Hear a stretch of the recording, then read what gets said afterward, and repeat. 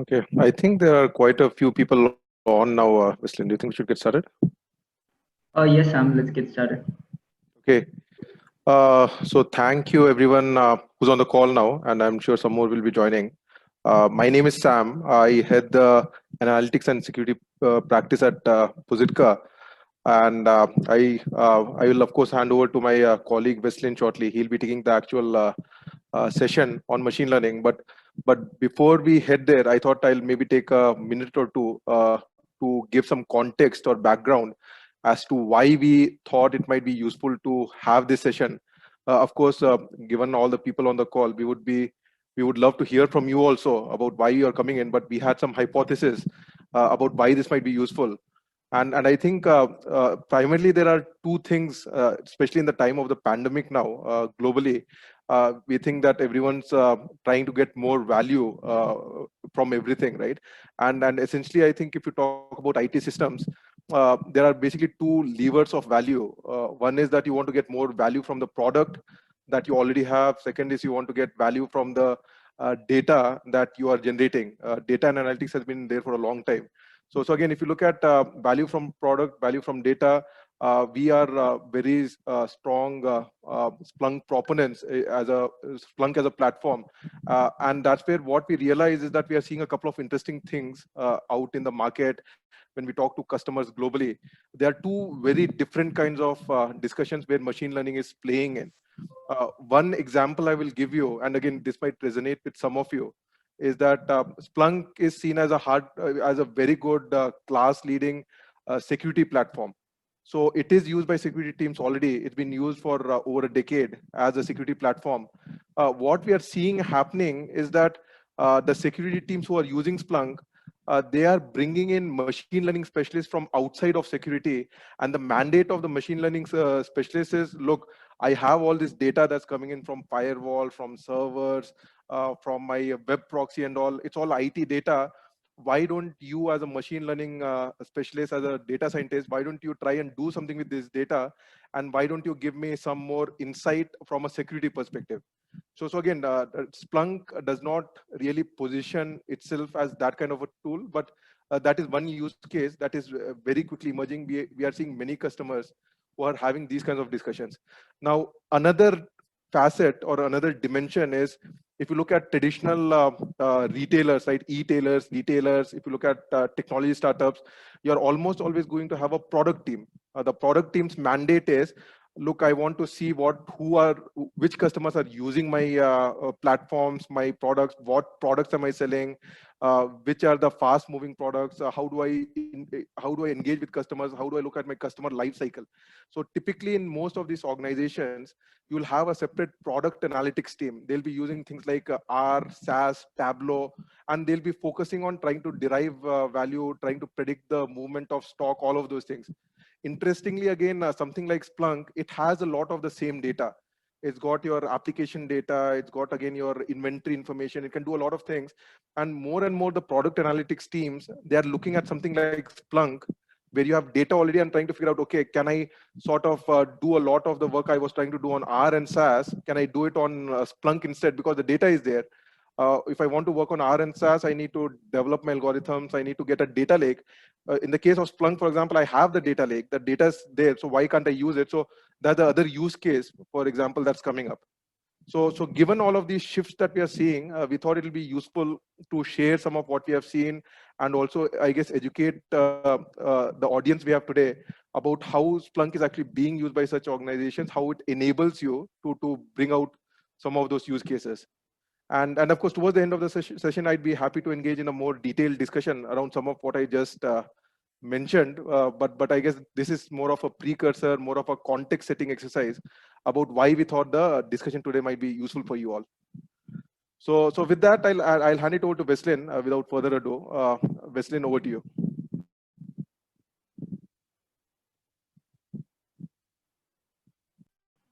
Thank you, Sam. Thank you for the introduction. So, thank you everyone for your time in sparing some minutes in your busy schedule to attend this webinar. So I'm Weslin from Positka, and I work in the security team here.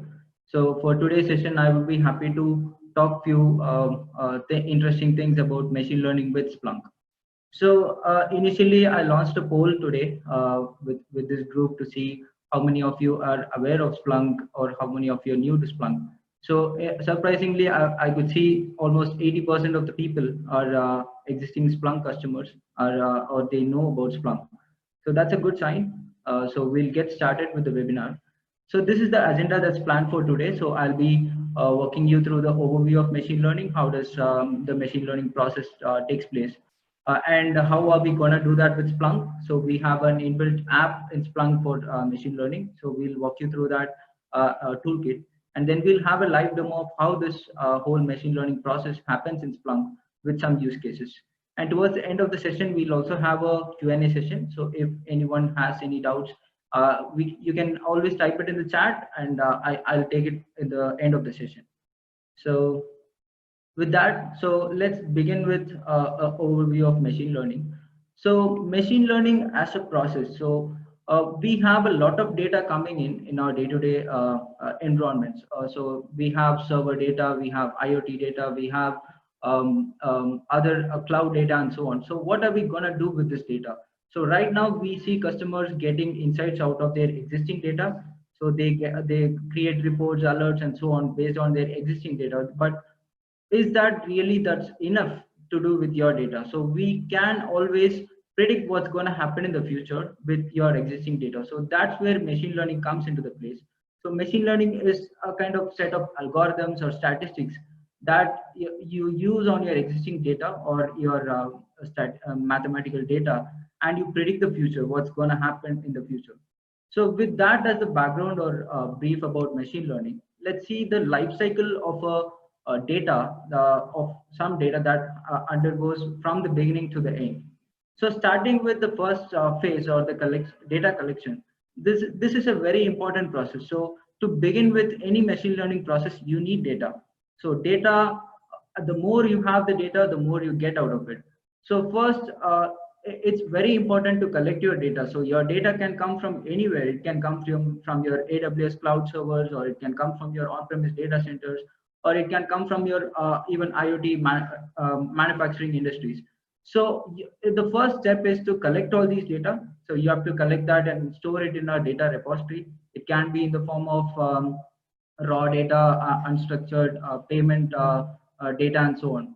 So when we collect this data, the second step is we need to clean or transform the data. So most of the data that we see are kind of just in text format or zeros and ones, or it is in kind of very unstructured. So how do we transform this data so that it's meaningful or it's easy to read? And the other problem that we have in data is missing data. So let's say we have entries for 4 to 5 data and the 6th data is a blank row. So what do we do in this case? We can't do any analytics with the missing data.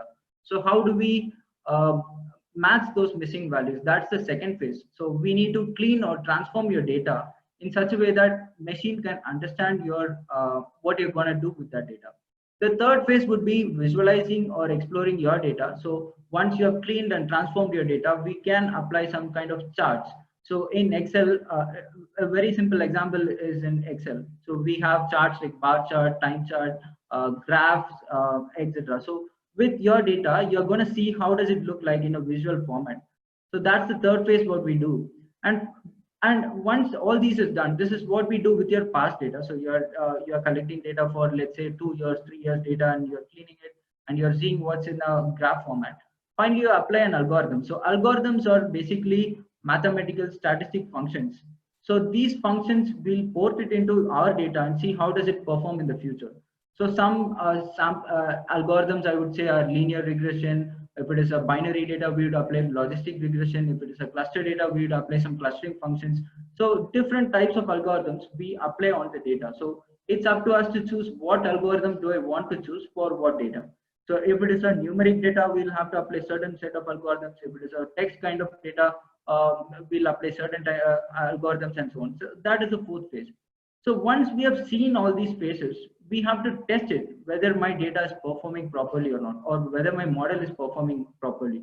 So that's when we come and evaluate our model. So we check the accuracy of our data. So once we predict for next month, we'll forecast it, and then we'll check it with the next month, seeing how is it performing. Am I getting the proper accuracy? So so most of the data scientists would expect 90% accuracy or above that. So are we getting that kind of accuracy? So once we get that accuracy, then we'll deploy the model. So we'll make it operationalize, or we'll push it into production.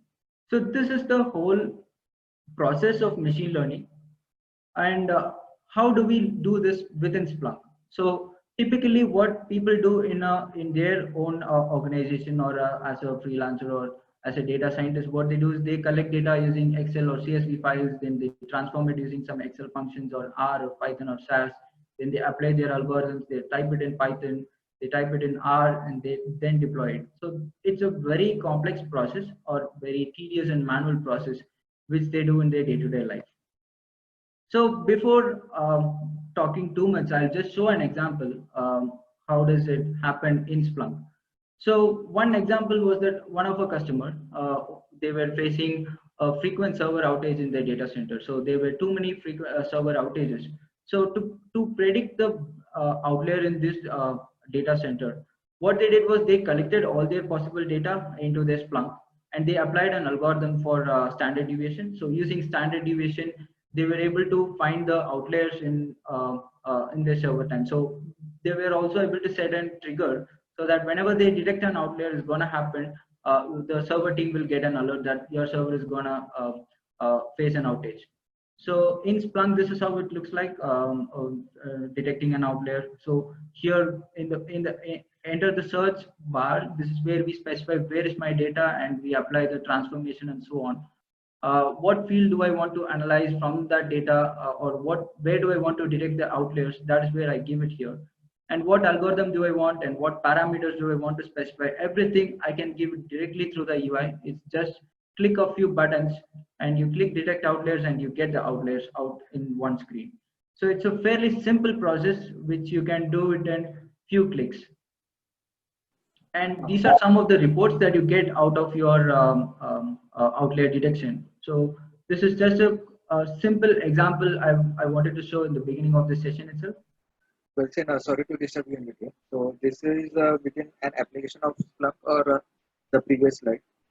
Yes, this is an application of Splunk itself. So that's what I'll be showing you in the further slides. Okay, and what would be the application name would be? The application name is Splunk Machine Learning Toolkit. Okay. It's a part of the session. So I'll be walking you through everything in detail. Yeah, that's it. Thank you. So now going with the same process, how we do it with Splunk. So data collection as the first step. Splunk is very much easier to collect data. So it's Splunk is known for its data collection processes. We can integrate any kind of data, any machine data into Splunk. That's a flexibility that we have with Splunk. So most of the Splunk experts here would know how to integrate Splunk data from any kind of data source. We can have payment card industry data, we can have IoT data, or we can have cloud data, everything through forwarders, port forwarding, API calls, and so on. The second step is how do we transform the data. So once I've got my data into Splunk, we can transform the data through add-ons, or we can transform it through some SQL queries, or I can build out some commands in the backend through my props.conf or transforms.conf. So that's how we clean the data in Splunk. It's a simple process. So most of the data sources, we have Splunk add-ons already. So for most of the common ones like firewalls, servers, IPS IDS, proxy servers, for everything we have add-ons in Splunk. It's just you have to specify the credentials, and the data is in Splunk with a clean format. The third thing is Splunk is also known for its visualization. So once you have your data, you just have to apply some charts and see how is your data looking like.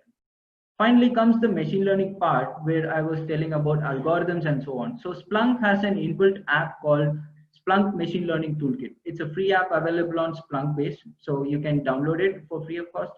You can install it in your Splunk server. And this particular Splunk Machine Learning Toolkit comes with a package of algorithms, which you can use it on any kind of data. So I'll talk about the algorithms later. So with Splunk Machine Learning Toolkit, we apply the algorithms. And finally, as the fifth step, we also train the model within this app. So we can set a scheduled training, like let's train this data for 1 year, or let's train this model for 1 month or every day. So that kind of a training, I can set it up within this Splunk machine learning toolkit itself. Finally, Splunk can also deploy this model. So once we have created a model within Splunk, I can deploy this within any app in Splunk. So I might have an AWS app, I might have an Azure app, or I might have a IPS IDS app. So in everything, I can deploy this model directly, telling that whenever there is an outlier or whenever there's a forecasting outlier, I can just create an alert within my app. So that's how the whole lifecycle happens within Splunk.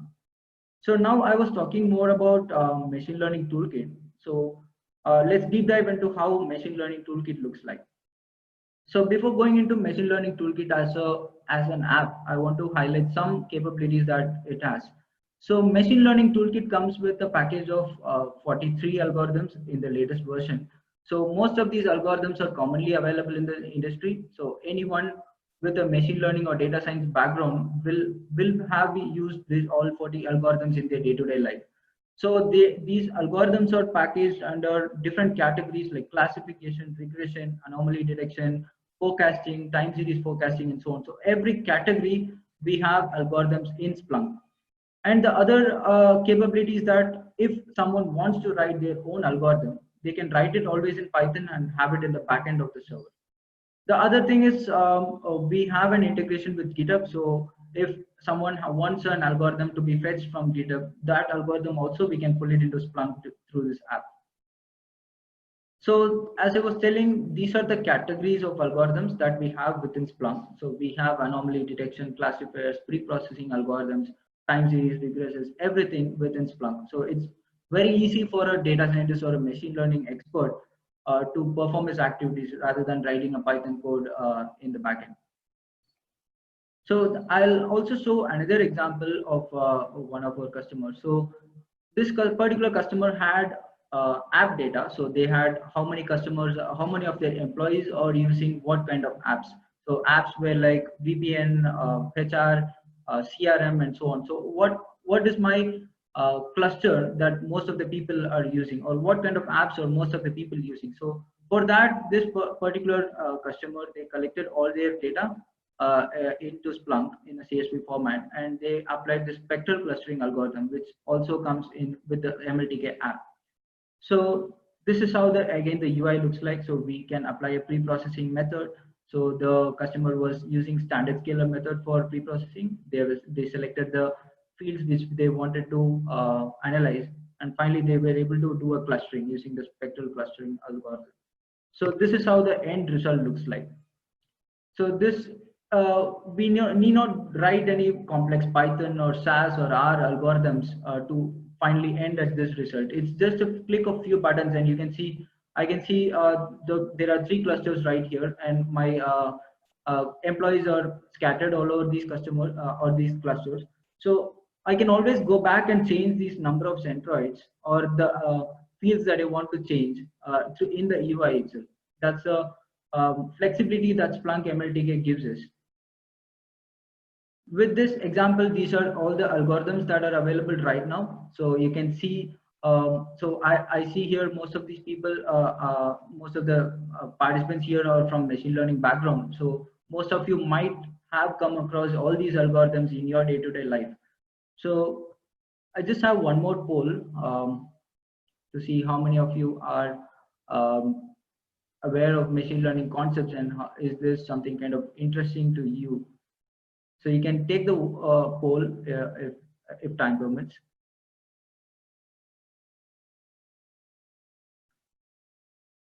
So now Splunk doesn't stop with the machine learning algorithms. So right now the market is going to a next level or next generation advanced analytics. So in the beginning we saw data analytics, like some ETL tools were used for reporting. Then came data science, where people used to do some analytics and do some fancy visualizations out of their data. Now comes machine learning, where you are able to predict what is available in your data and see what will happen in the future and so on. And now there is also a deep learning emerging.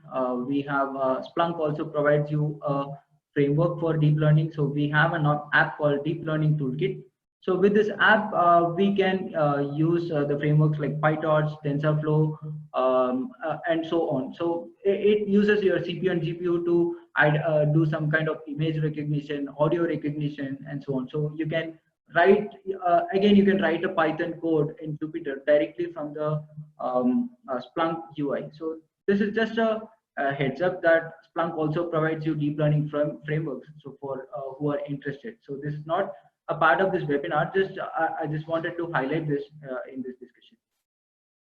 So as he was also talking about custom algorithms, so people, so recently we were talking to a few banks, and the data scientists over there were asking like, how do I write my own algorithm and use it with Splunk? So there is never a no in Splunk. So Splunk always provides you an option for everything. So right now, as I was telling, we have we can write Python algorithms and upload it in GitHub. So using an API called ML-SPL, you can integrate all those algorithms within Splunk. So people, you need not worry that what do I do with my own algorithms that I've written and published it in GitHub. So it's very easy to pull all those in Splunk.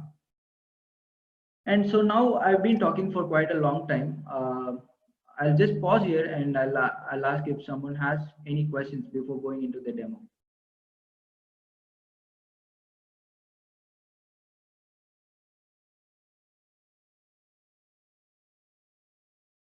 So all good. I'll just go into the Splunk screen. So to people who know Splunk, this is not something new to you. You would have always be familiar with the screen. So to people who are new to Splunk, I just want to show that this is a standalone Splunk server, and this is how the home screen looks like. This is the default app that you have where you can integrate any kind of data and you can search for your data. So how does the data look like in Splunk is, I'll just show a sample data to go to my. So whatever data that you have integrated with your Splunk server will look in this format. So Splunk automatically parses the data. So if you have a JSON data, it will filter out key value pairs, and you can see how the data looks like. So this is a sample data. So using, as I was telling already in the machine learning process, the first step is data collection and second is the data cleansing. So once you have all this data into Splunk, we can apply some kind of table formats. So I can see what kind of sources or source type I have. So let's take table of my source type with my time. So now my raw text data has changed into a kind of table data. So here you can see all my data is in table format. So now I can apply some kind of transformation as well. So if my source type is Splunk D, I might want it to give a value of 1. So I can give just a eval. Go to, let me give.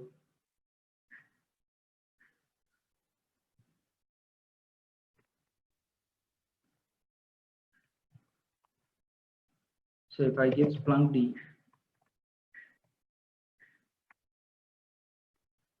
and I might want to give it a value 1. So if it is Splunk D, I might want it to give a value 1. So I'll give it value 1. And again, I'll put a table.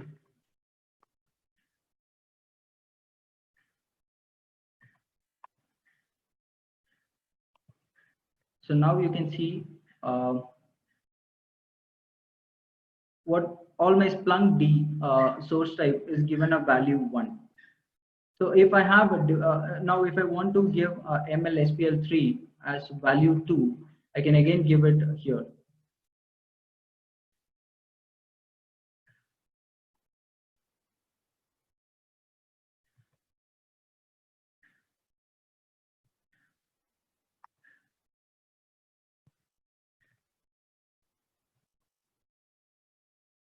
So I would want to give this a value 2. So now let's see how does it change.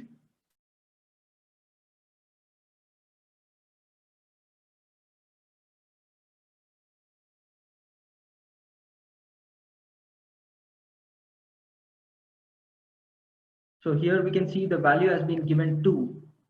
for ML SPL3. So this is how we transform the data using SPL commands. It's very simple. So if anyone has an SQL background, they might be very familiar with the SPL queries as well. It's very easy to learn as well. So all the Splunk experts here would be very familiar with these commands. So this is the second phase of data machine learning with Splunk. So we clean the data. And third is we visualize the data. So here we can give some kind of charts. So let me show you some other example. So we have this kind of data. We can select a sample of 1,000 data out of my whole data. So if I have a 1 lakh data, I can just give 1,000 as sample, and I can take sample 1,000 data. I'll give a chart. What kind of chart do I want?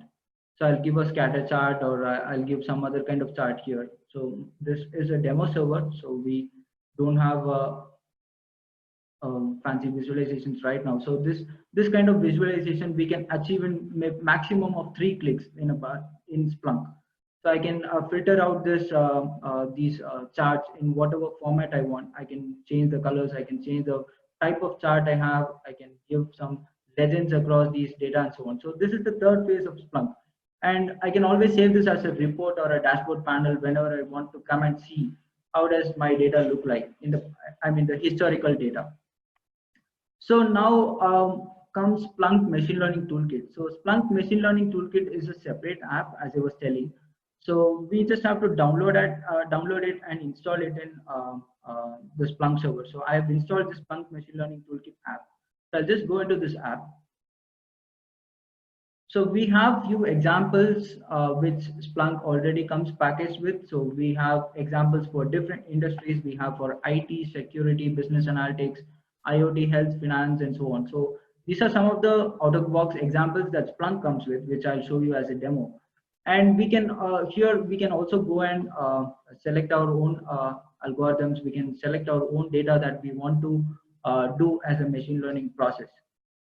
So going with the examples, so I would like to show an example of detecting the outliers in the number of logins. So I'll just go here. So this is we'll now see a guided assistant. So this is a guided assistant where we just have to give where is my data present? Is it in my Splunk server, or is it in the Linux server, or wherever it is? We just have to give a query where my data is residing in.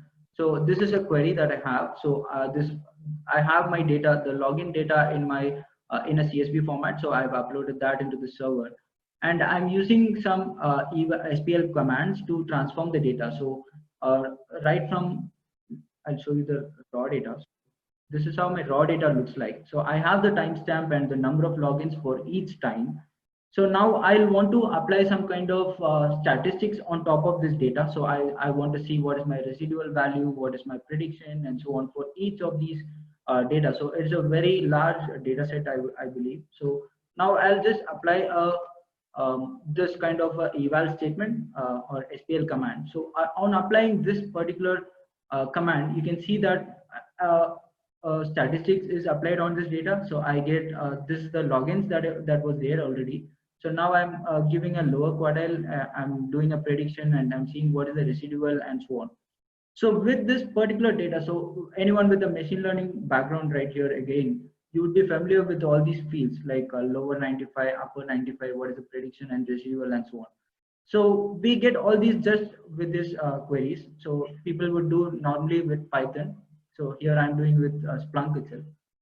And on applying this, here I can come and select what field do I want to analyze. So I want to predict the outliers from my logins field. So I'll just click logins here.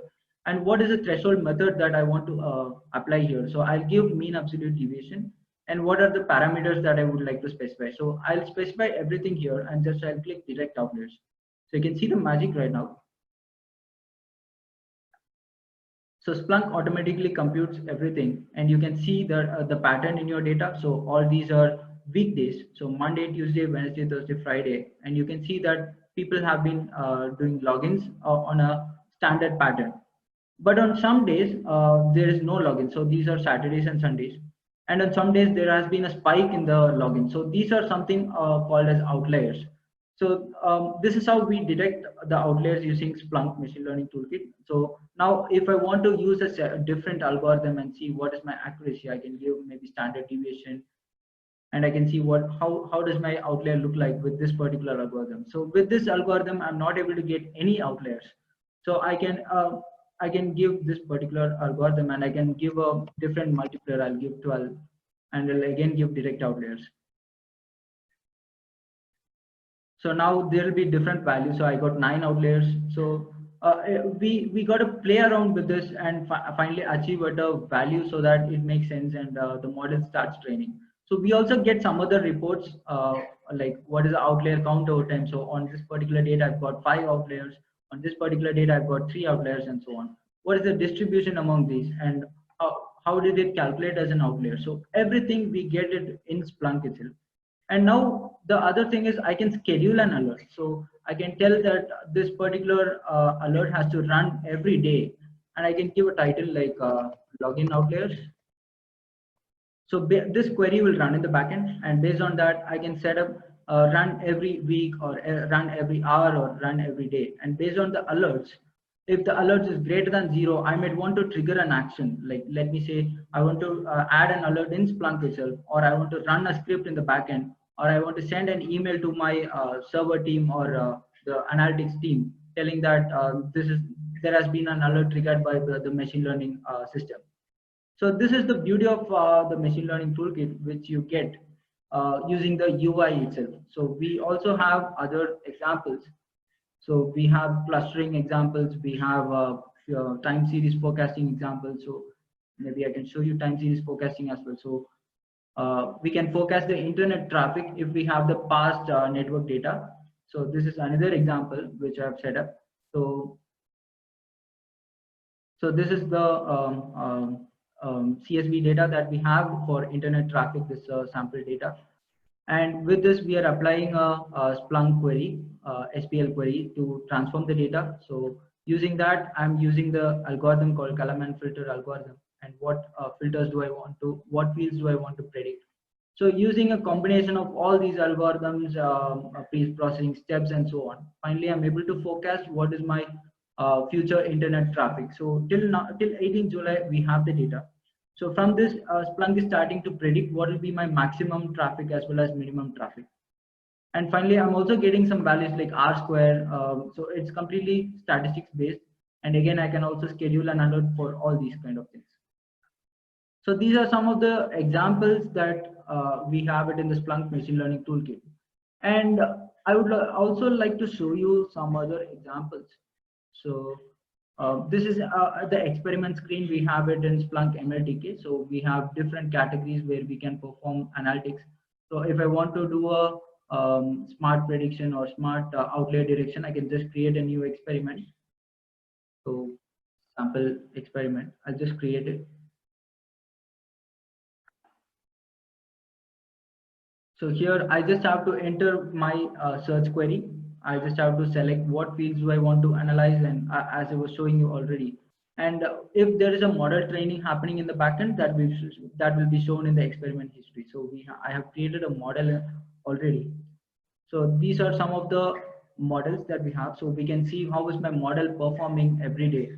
I can just come here and see what is my algorithm used for which model, what are the fields I'm using, and so on. So this becomes very easy for a data scientist to come and look into the UI and do everything in the UI itself. So I just have one more example. Yeah. So this is, we have a CSV file with X and Y values. So these are all numerical values. So how do we do clustering using the k-means algorithm? So you can also use, without going to the Splunk machine learning toolkit or without going to the UI, I can also do analytics with this SPL query box itself. So this is the query that I had. So I'm just fitting this data into k-means with a k value of 2, and these are the parameters that I want to fit in. And I'm just creating a table with the cluster value. So I'll just show you. So when I fit a k-means algorithm into this particular data, I'm getting a new value called cluster. So which each record will be stored under each cluster. Let's say 0, 1. So I have two k values, so I'm getting zeros and ones. So if I give let's say 4 k values, I'll be getting four clusters right here. So I'll be getting 0, 1, 2, and 3. So this is how my clustering happens. So I'll just give a table cluster X and Y, and I can visualize it right here in this screen itself. So I'll just go here and I'll just give scatter chart. So I can see that my all these data are scattered into different clusters. So I can just highlight over here. So this is my first cluster, this is my second cluster, third cluster, and so on. So Splunk gives you a very good visualization. We also have different kinds of visualization here, like 3D scatter plot. We have distribution plot, uh, uh, tree map, and so on. So everything we can use it within the screen itself. So now we have all scattered over here. We have another query. So if I want to separate the clusters based on the radius, I can just give a mathematical formula like square root of x square plus y square. And finally, I'm fitting it into the k-means algorithm. So here, let me give another 4. So you can see that right now the values will be in circle format. So based on a radius distance, all my clusters will be in a circle format. So this is how we do it with Splunk. Splunk, we also do text analytics. So I have one more example for text analytics. So using my internal index. So here I have a lot of text data. So I have Splunk D, I have services. So how do I group all these text data, events based on these text data into different clusters? So this is the query that I have. So using this query, so I'm using TF-IDF, I'm using standard scaler for pre-processing, I'm using the PCA algorithm. So all these algorithms I'm just using within 2 lines, and you can see the result here. So it takes quite some time because it's a demo server.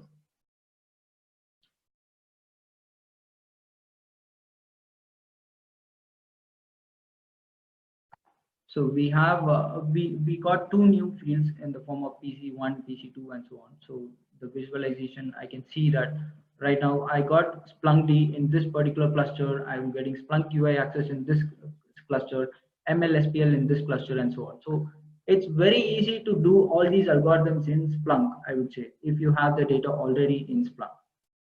So that's it about the demo that I wanted to show here.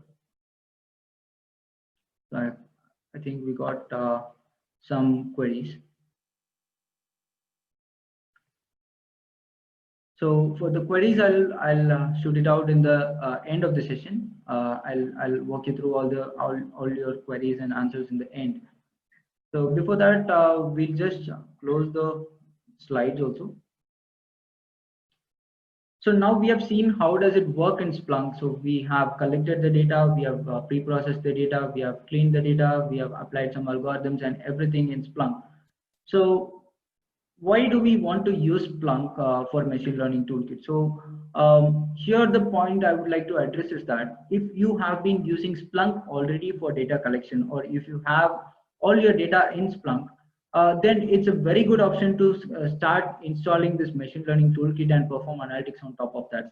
So if your organization might be having some machine learning processes already in place, Splunk can always augment it, or it can complement the existing process, and you can get more value out of it. So the first thing is that it's completely UI based, and it's very time saving for your your data scientist.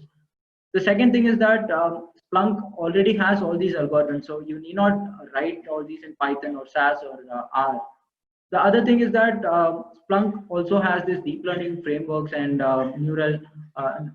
natural language processing framework. So it becomes very easy for you to do all this in just one single platform. So rather than having a different team working on somewhere on some other platform, it becomes very easy for you to do all these in Splunk. And the power of SPL is that you can do any kind of data transformation with the SPL query. So it's very flexible.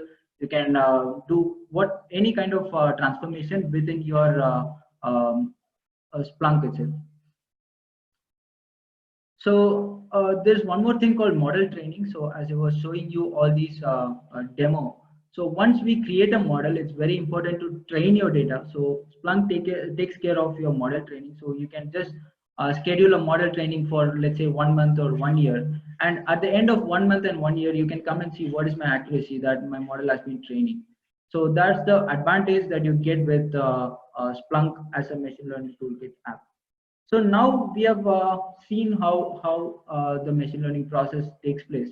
So now if you want to implement Splunk with machine learning toolkit, so what is the approach that you would want to take? So you might have this question in mind.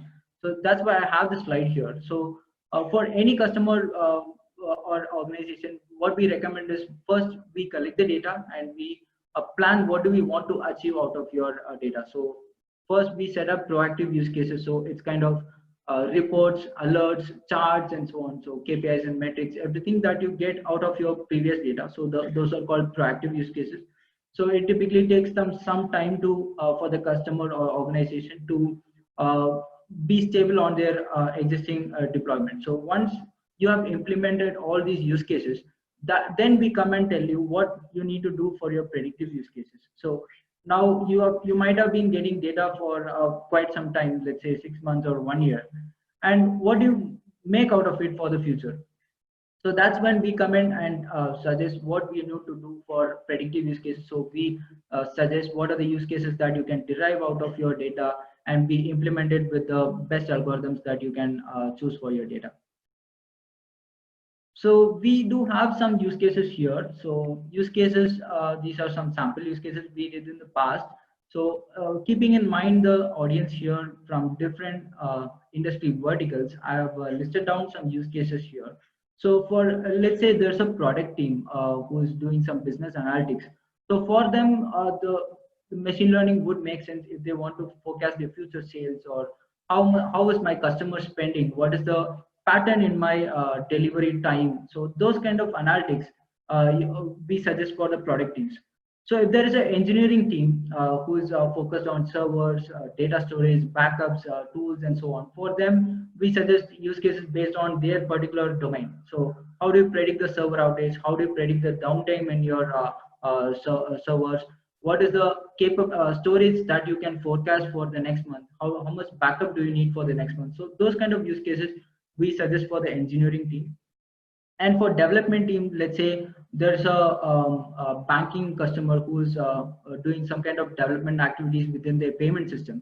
So for them, we suggest like how do you cluster the users based on the payment gateway. So for example, let's say customers are doing payment through net banking, customers are doing through UPI and so on. So how do you cluster them and target them based on the payment they use? So those kind of use cases we suggest for the development teams.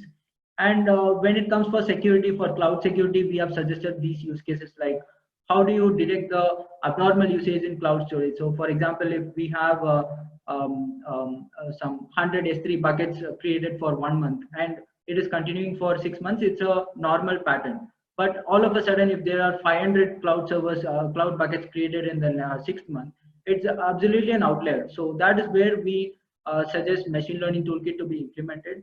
The other thing is how do you detect the east-west traffic between your servers? So if there is a possible botnet connection between your local network, how do you detect that using Splunk?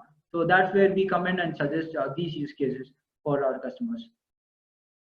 And we have almost come to the end of this session. So to summarize, we have seen how what is machine learning as a process, how do we do that with Splunk, and we have seen machine learning toolkit and its capabilities and some sample use cases. How do we do that within the Splunk screen, and some of the sample other use cases for our customers as well. So right now I'd like to pause here, and I'm open to questions here. And Sam, if you would like to add something as well, you can add here.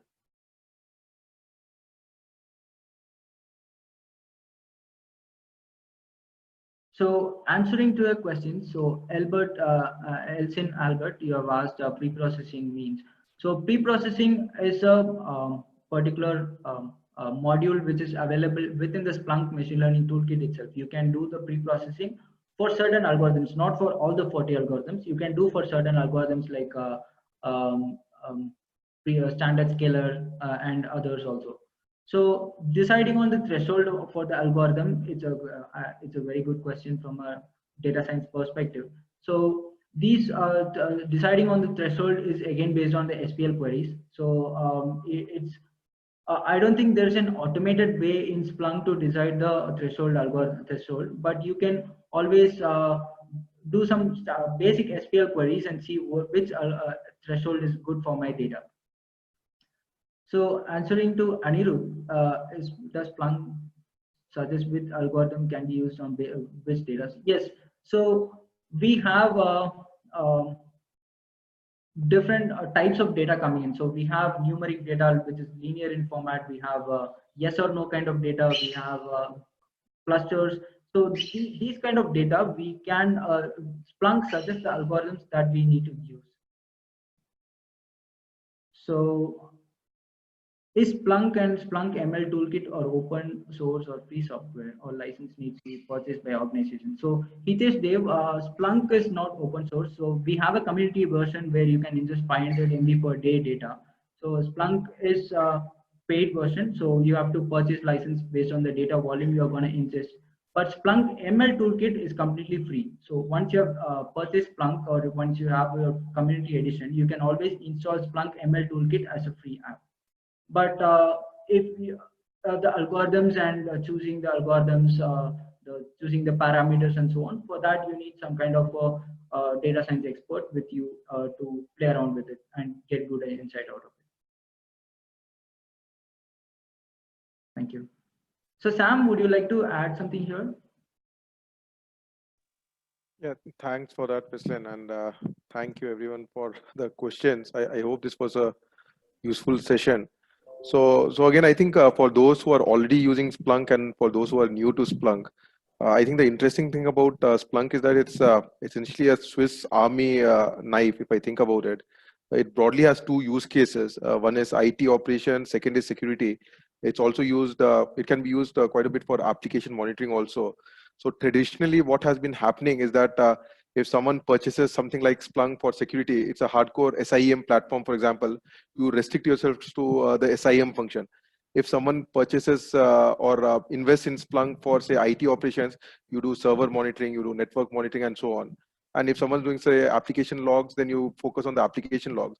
But as I guess organizations and businesses look to gain value from their investments in processes, in tools, in people, what we are seeing is that again, Splunk as a platform, it does all three of them. It's the same platform, it's the same data. We are starting to see a big push in trying to leverage the synergies across these different areas. People want to extend the use cases they're already doing in security, in IT operations, in applications or products. They want to see how they can give benefits to the business to continue justification of the fact that analytics is important for driving business, right? So we are seeing that. And if anyone on the call, of course, has any questions about some of the work that we have done for other customers, if you have some questions on how this might be relevant to what you are doing, either regardless of whether you have Splunk or you don't, we'd be happy to engage in a discussion as well. Feel free to reach out to me or to Weslin. I think he shared our email IDs as well. And I'm sure there'll be a follow-up email also with more details. If there's anything, of course, that we can do to help in your digital journey, in your analytics journey, we'd be more than happy to engage in a conversation. Always good to learn. Thanks, Weslin. Yeah, thank you, Sam. So anyone in the call, I'm curious to if you have some questions or if you want some additional information on Splunk Machine Learning Toolkit, you can shoot out your questions.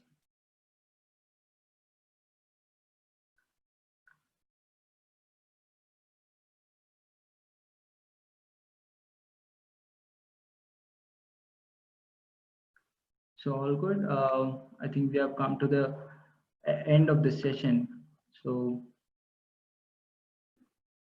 Sam, can we wrap up? Sam, I think you're on mute.